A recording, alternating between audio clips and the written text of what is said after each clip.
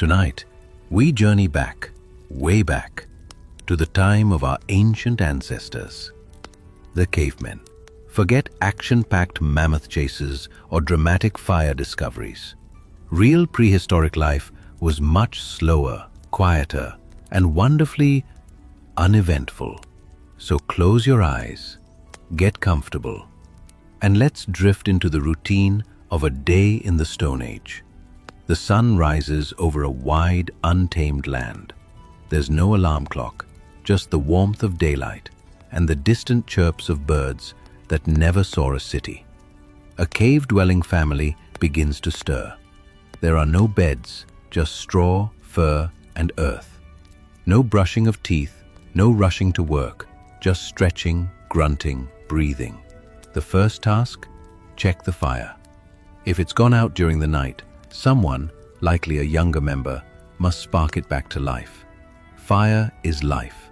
Warmth, protection, and a place to cook. No quick breakfasts, just whatever's left from the night before. Maybe roasted roots or dried berries. If there's no food, then it's time to find some. Foraging and food gathering, 5 minutes. While movies love to show dramatic mammoth hunts, most prehistoric people didn't wake up and grab a spear. Hunting was rare and dangerous. Most days were about foraging. The tribe would walk, slowly, quietly, scanning the ground for berries, nuts, edible plants, and maybe small creatures like lizards or insects. Children watched and learned what's safe, what's poisonous. Elders, with decades of plant knowledge, pointed out useful herbs. If you were lucky, you might find a bird's egg or some honey, if you were brave enough to face the bees. After food, the next priority: tools. Cavemen didn't spend every day inventing the wheel. More often, they were simply maintaining, sharpening flint stones, retying spearheads with plant fiber, shaping bones into needles. This was slow, careful work, done in silence, maybe under the shade of a tree or in the shelter of a rocky ledge. Nothing flashy, but essential. Afternoons brought time for rest and teaching. Knowledge passed slowly, through gestures, imitation, and sounds. Older members might show children how to shape clay or weave twine. There were no schools, no schedules. Learning was life. There was likely laughter, grunting games, children mimicking adults, poking sticks in the mud, and stories, told not with words, but sounds and body movements. Tales of hunts, of stars, of spirits. Language, as we know it, was still forming, but meaning found its way through tone, rhythm, and repetition. Caves weren't always home. Some groups built huts from branches and hides. These needed constant. The tribe always had one eye on the sky. Weather mattered. A storm could end the day early or ruin the week ahead. As the sun set, everyone gathered around the fire. The flickering flames were the television of the Stone Age, a place to cook, bond, and feel safe. Shadows danced on cave walls as stories were murmured. This was the calmest part of the day. Bellies full, tools laid down, babies bundled. The fire crackled, the air cooled. Someone might hum or tap stones together. Rhythm and repetition, a primitive form of music. Not every day, but some days, art happened. Using ochre and charcoal, some members of the group, maybe the more thoughtful or observant ones, painted scenes on the walls. Animals, hunts, handprints. No one rushed. These images weren't for decoration. They were for memory, for magic, for meaning.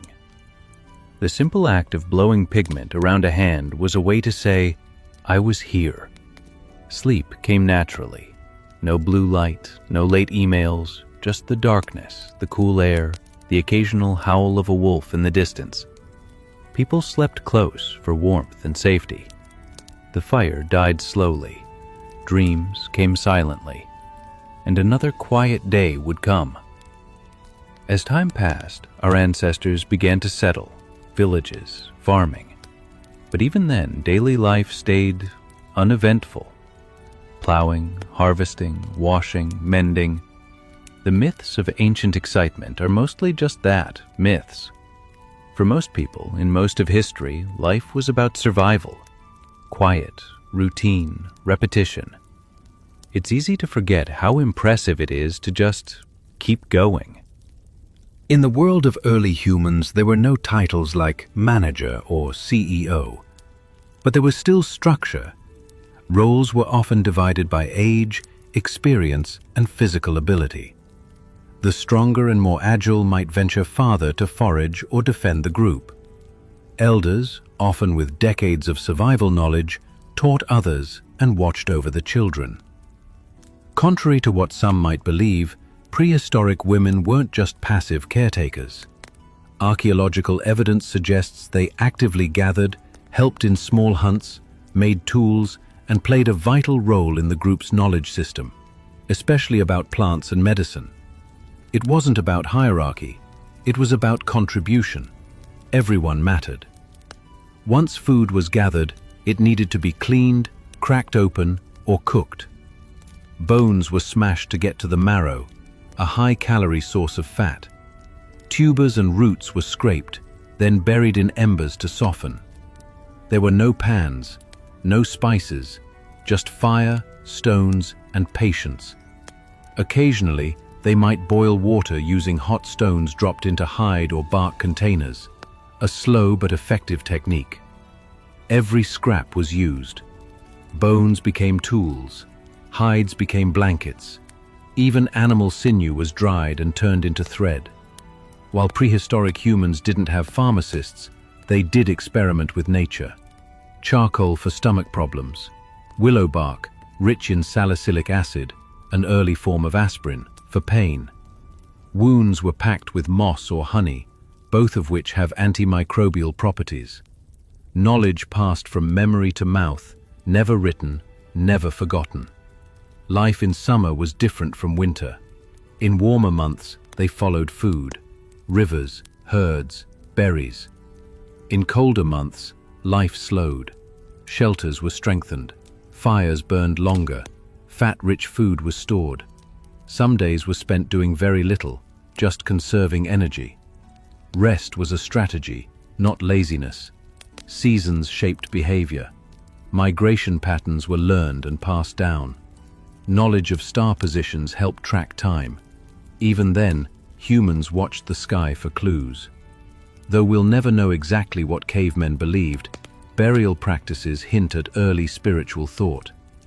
Some were buried with red ochre, possibly symbolizing blood or rebirth. Others had tools, flowers, or animal bones placed with them.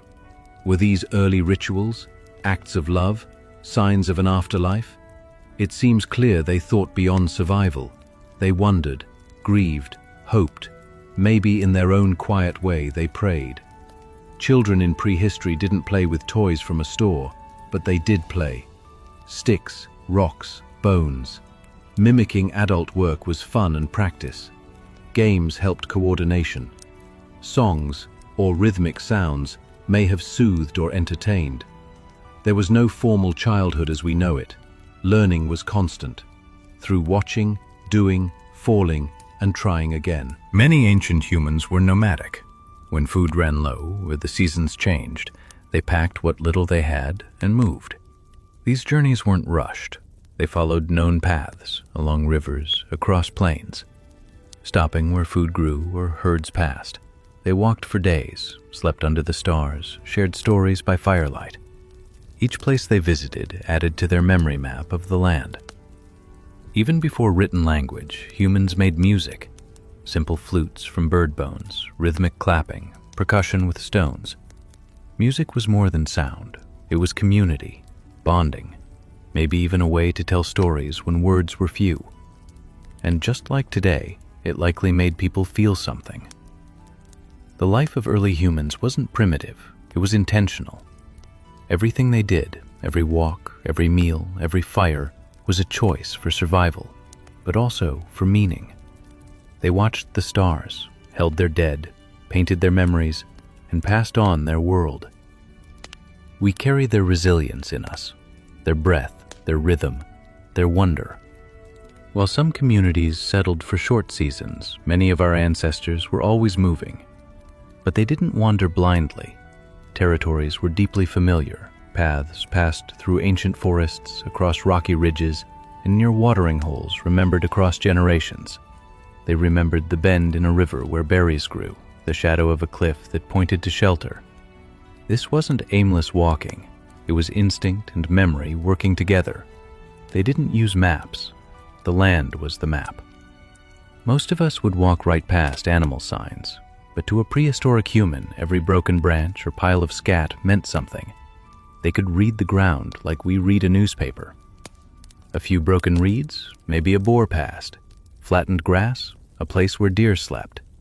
Tracking wasn't just about hunting. It was about knowing the neighborhood, the quiet, natural neighborhood of the forest, the plains, the ice. Finding clean water was essential.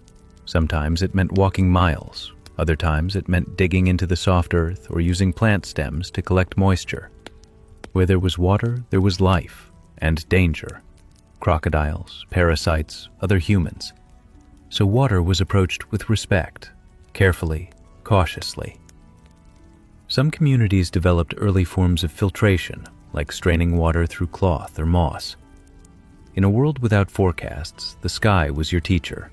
Dark clouds told of rain. Sudden silence in the forest could mean a storm or a predator. Wind patterns, bird behavior, the feel of the air. Some groups even built simple rock structures to track the sun's movement. These were ancient calendars, not of months or holidays, but of survival. Before full language, humans communicated through gesture, tone, and body language. A nod meant go. A raised hand meant stop. A certain grunt or hum had specific meaning. Food, danger, here. Much like early babies today, meaning came before words. Over time, vocal cords and brains evolved. Language slowly took shape. But even before that, humans had stories, told with sound, movement, and rhythm. Forget the cartoon-style fur tunics. Real prehistoric clothing was practical. Animal hides were dried, scraped, and softened. Sinew was used as thread. Bones were turned into needles. Clothing wasn't just for warmth. It offered protection from thorns, insects, and sun. They layered hides, crafted primitive shoes. Some even wore decorative beads made from shells or teeth, an early expression of identity. For years, the idea of man the hunter, woman the gatherer, dominated thinking. But modern anthropology paints a different picture. In many communities, women also hunted small game. Men also gathered. Roles were flexible, based on need, skill, and moment. Prehistoric survival was not about strict rules. It was about doing what worked, cooperatively, intuitively. And often, the group decided together, not just a single leader. Were cavemen always violent? Probably not. Fossil records show some signs of trauma, but not nearly as much as in later, farming societies where territory and wealth sparked wars. In hunter-gatherer times, conflict might have meant leaving, moving to new ground, avoiding confrontation. Peace wasn't a philosophy, it was a strategy. When you live with nature, conflict wastes energy. Cooperation conserves it. Prehistoric humans didn't all die young. While infant mortality was high, those who survived childhood often lived into their 40s or even 50s. Teeth tell stories. Some people lived long enough for their molars to wear smooth. But life wasn't easy.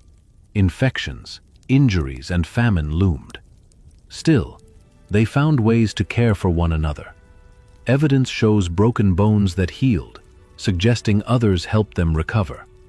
Even then, there was compassion. So what did cavemen do all day? They woke with the sun, walked, gathered, repaired, taught, played, sat by the fire, watched the stars, slept beneath ancient skies. Their lives were quiet, intentional, full of motion, yet strangely still. They left no cities, no books, but they left echoes, footprints in soft earth, handprints on cave walls, wisdom in the bones of time. And as you fall asleep, you might feel just a little closer to them, your ancestors, your roots. Cavemen didn't walk down aisles or exchange rings, but love, emotional connection, almost certainly existed. Pair bonding, observed in other primates, was likely part of human behavior too. A male and female might form a close partnership, sharing food, raising children, protecting one another.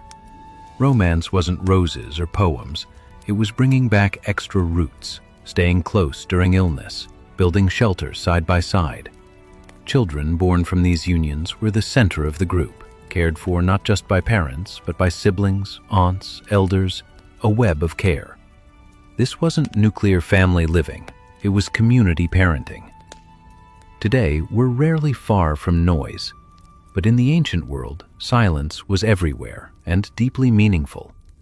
Listening was survival.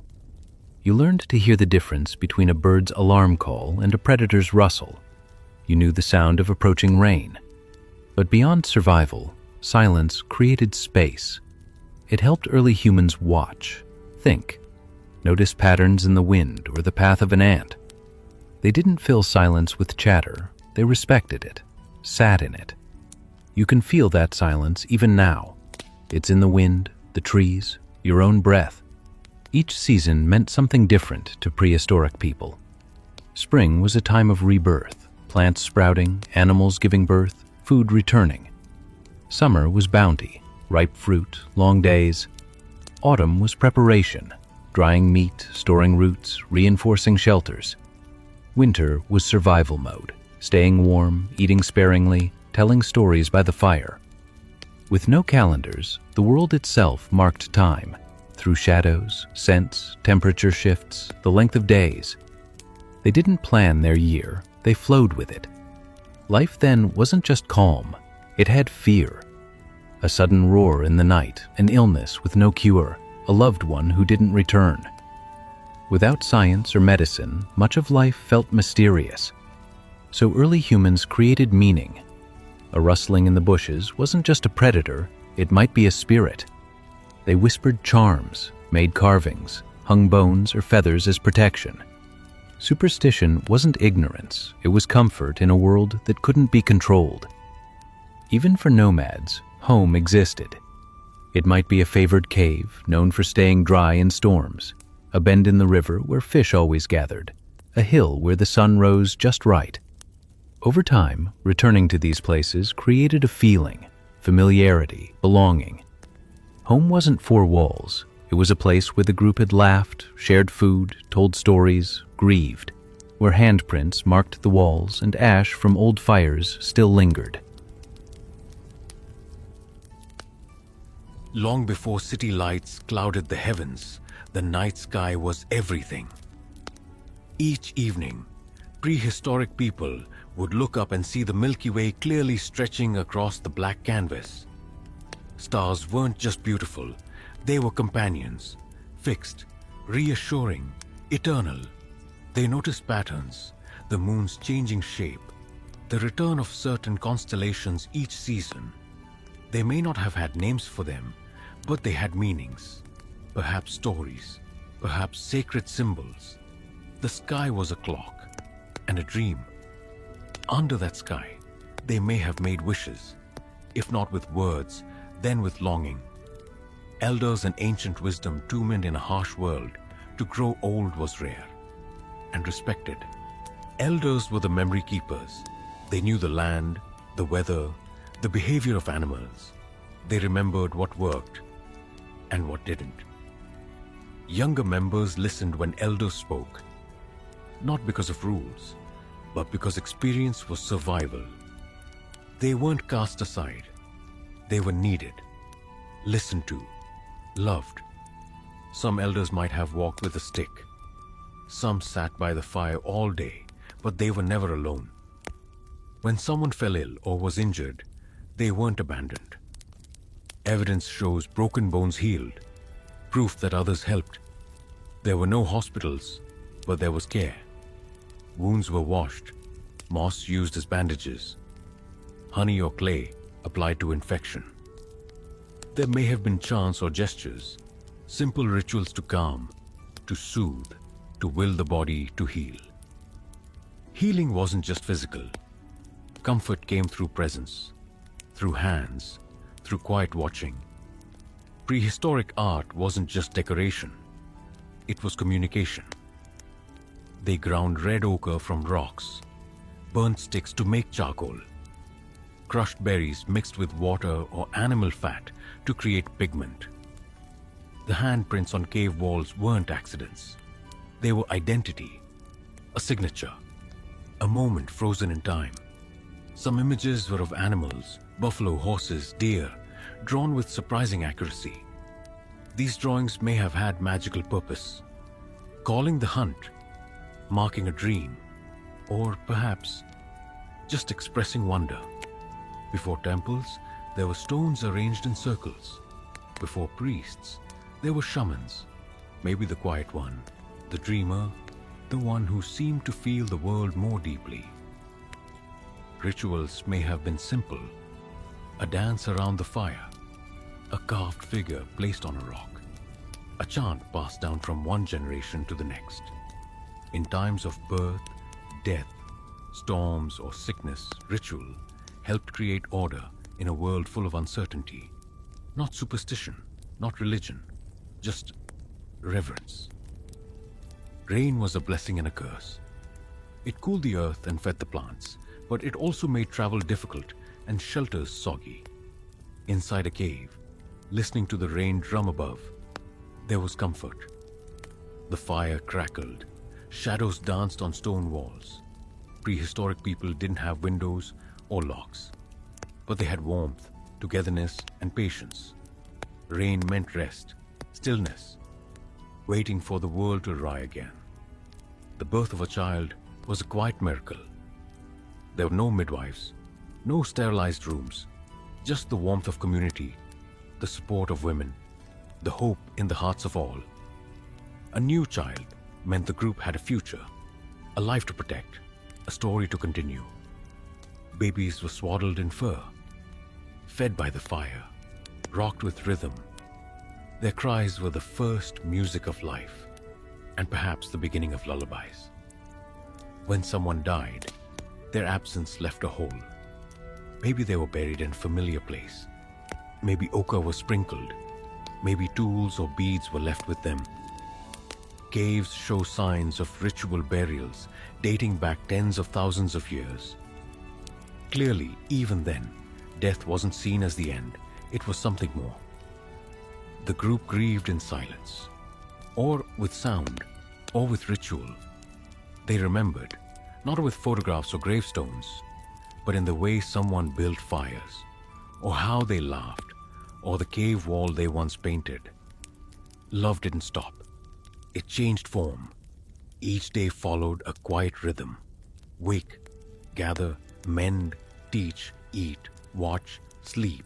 It wasn't exciting, but it was real. Without distraction, they noticed small things. A leaf curling, the sky's color before rain, the tracks of a fox, the smile of a child, the hum of bees.